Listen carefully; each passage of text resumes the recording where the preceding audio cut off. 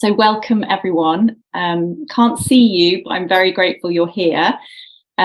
We are just taking a snapshot tonight, and it's part of a two-part series in Maternity Midwifery Hour, the second one being March the 15th. And the second one in 2 weeks' time is going to be about tools and mindsets to sustain you as a midwife. Tonight is about the realities.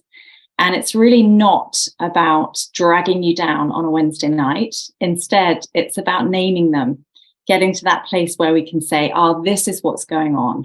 It's not me. It's this thing that's happening in me and around me as a result of the environment. So tell you a little bit more about myself.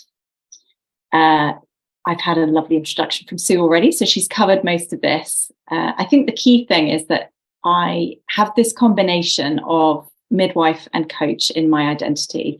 And this picture was taken on my son's 18th birthday at the beginning of 2021, in those dark days of the second wave of COVID. And it's a very kind of visceral picture for me, because I remember the feeling that January of being very much in the stress of that second wave, with lots of very ill women, but also a lot of very unwell midwives, both physically with COVID, but also psychologically. And I was determined that midwives would no longer say to themselves, I'm not cut out for this.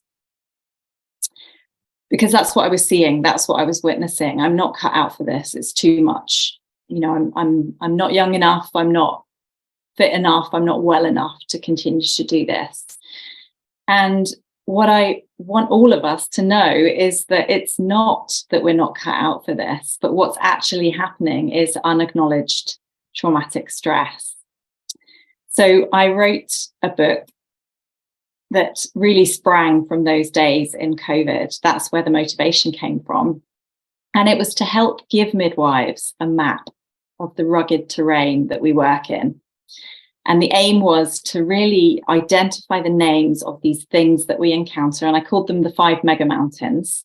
And for midwives, as I say, to avoid having to say, it's me, or I'm going mad, but instead say, no, there's something else happening here.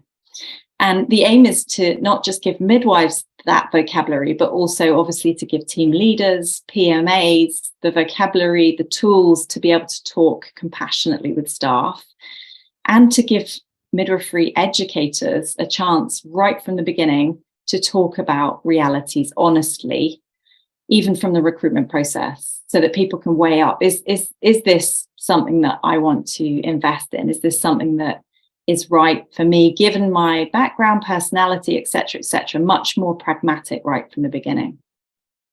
So part one of the book slightly parallels what we're doing with the Maternity Midwifery Hour, actually. Part one's about the map and the language of psychological realities. So I'm going to take you on a bit of a whistle-stop tour of the mountains tonight. It'll be more like seeing them from a helicopter than climbing them, which is what the book is, the first part of the book. But the mountains are interwoven in the book with real life stories from midwives and obstetricians. And what I've tried to do as well is integrate research from psychology, somatics, emergency medicine, nursing, NGO and health research, military research, and leadership and team research. Because it's one of the things that we sometimes lack in midwifery, really bringing in, integrating all those different perspectives so that we can interpret our own experience more effectively. And through the book, you'll see that it's in the context of psychological safety, compassionate leadership, what happens after an incident, and also getting midwives to really explore what it means to be a population of people who also might give birth and come backwards and forwards from giving birth into serving people who are giving birth. And it's interspersed with moments of hope when we ask those questions, what if we were to creatively explore how to reimagine our structures and our systems. So it starts with, how can we make sense of the emotional journey and experience of midwifery? And it starts with this the air that we breathe, which is emotion work. And Billy Hunter and her colleagues have been writing about emotion work in midwifery for many years now. And it's right at the centre. So for those who might be listening later on, there's a heart here on the slide, which has lots of bubbles in it. And things become like commonplace every day to us, like intimate work with women in pain, risk of fear of risk and exposure, managing distress or negativity of colleagues, conflicting ideologies of birth. So that's the stuff of our day to day, but it's also emotion work. So that's the atmosphere under which the mountains sit. And the first of the mountains here is moral injury. You probably heard this term, many of you, for the first time during COVID, because there were lots of newspaper articles written about it. But there was a BMA, British Medical Association, survey done in 2021 after that second wave of nearly 2,000 doctors in the UK. And 78% said that moral distress resonated with their experiences at work, but over 50% said they'd never actually heard the terms before, which is really interesting. And one of them said, "I'm so relieved to see these terms being used rather than burnout," which implies that only those with less resilience suffer from these mental health problems. So you can see there that moral injury occurs when we're unable to meet our first principles of first do no harm, or in the case of midwives, be truly with woman. And it happens when there are external constraints which force us into that place of prioritizing tasks over human dignity. So not being able to prioritize the start of breastfeeding or a growing confidence for the woman because of a rush to the postnatal ward. Pressure to do a vaginal examination at a certain time because that's what the protocol says, even though there may be scant evidence for the reasons for doing it in the first place. Or indeed, you might know that this particular person is one of the 10% probably of women who've experienced some form of sexual abuse in their lives. And yet to go ahead and do the vaginal exam puts us in this place of contravening our own values. So there's lots of examples of how moral injury plays into our lives as midwives. And you can see that great graphic here, little shout out to my illustrator, Jo, for the book, Jo Bradshaw. And she's made this incredible graphic of a midwife putting in loads of structures and systems to preserve the safety of the family. But at the same time, she's driving a wedge between herself and the birthing family there by trying to preserve their safety and creating that dehumanization and experience of moral injury for herself in the process. Mega Mountain 2 is compassion fatigue or empathic strain. And the great irony here is that we welcome midwives into midwifery education in part for their ability to empathize. But empathy can be really double-edged, and it can lead to empathic distress, which is really kind of aligning yourself with the woman and feeling exhausted and thinking this is unsustainable as a result. And in the book, I talk about research about how we can train our brains to use empathy as a stimulus for a much more positive, empathic concern. So that's one thing about this, but there's another aspect to highlight here, which I think is fascinating, and that's the emotional exhaustion that people will experience when they are feeling compassion fatigue or empathic strain. And the more we feel that, the more likely we are to use the silencing response, which can play out at work by, rushing away from a family because we're essentially shut down. We might find the uncertainty of a new mother or the cries of a new baby irritating or difficult to be with, or the pain of a woman in labour. Or we might use those pat answers to just slip away, or the humour that kind of shuts down the conversation or changes the subject. Or we might even feel angry towards the people that we care for, or give kind of half attention at best. And at home, I've found myself doing this, being intolerant to the strong feelings of my husband sometimes, or the children. It's like there's no room. My emotional signs are turned to occupied because there's no space anymore because of the load that I'm carrying from being at work. So obviously lots more to say about that, but that's just a beginning. Burnout's probably the most familiar to all of you of these mega mountains. This is number 3.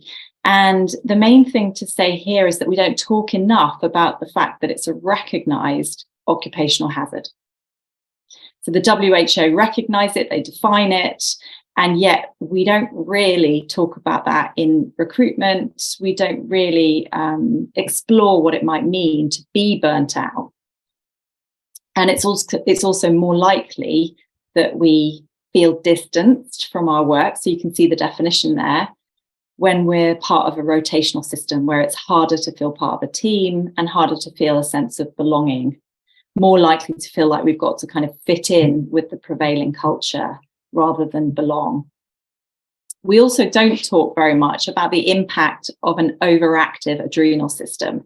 So just cortisol firing in a busy environment where we're often neglecting our basic needs.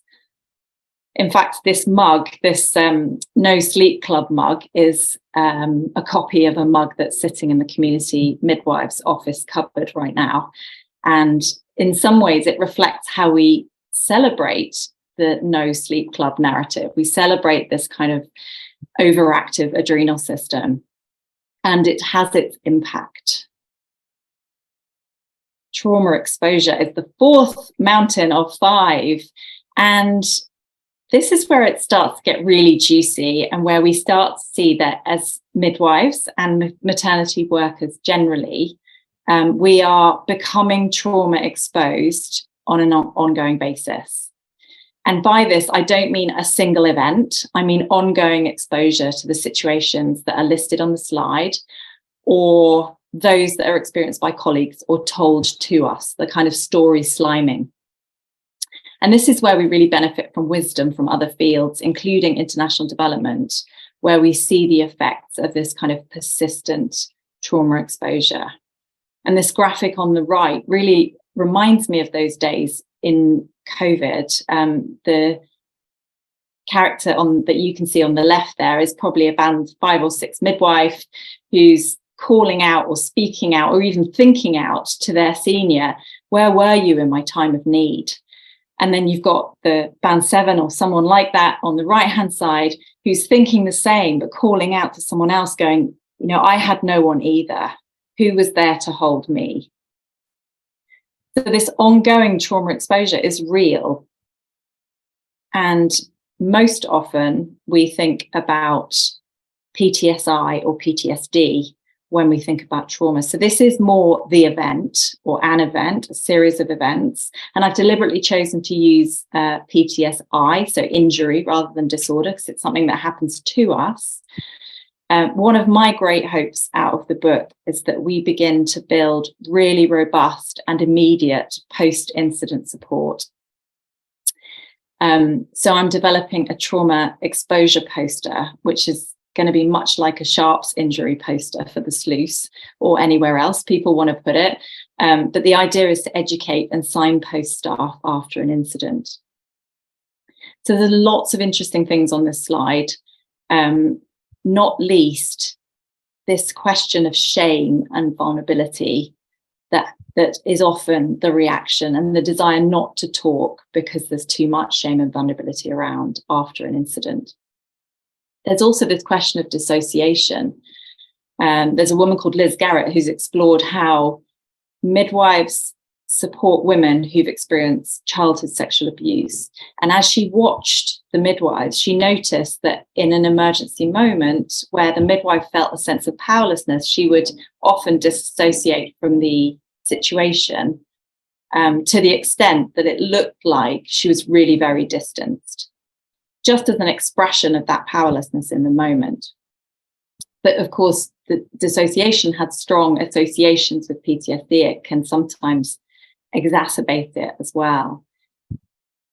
And then finally, I really just wanted to highlight, and this is a theme through all the book, about the fact that for Black and brown midwives, inequalities throughout their lives and disproportionality generally and racism causes them to be greater at risk from trauma exposure and experiencing moral injury on the day-to-day as well.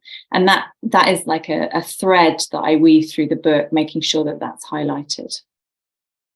So it is not just you. We need to start talking about this.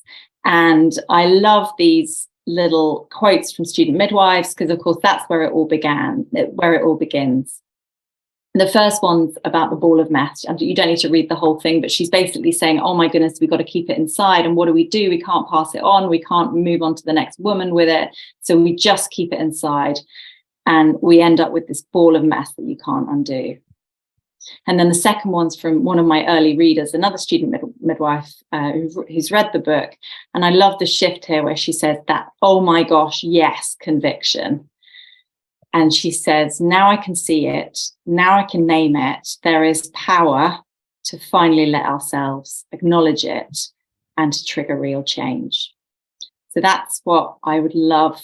That's the energy that I would love to see amongst midwives and student midwives, to say, now we see it and now we know we can name it. It feels like we can support ourselves better and support others better. So final slide is, don't feed the fears, support each other. And you can go to flourishformidwives.com for more information.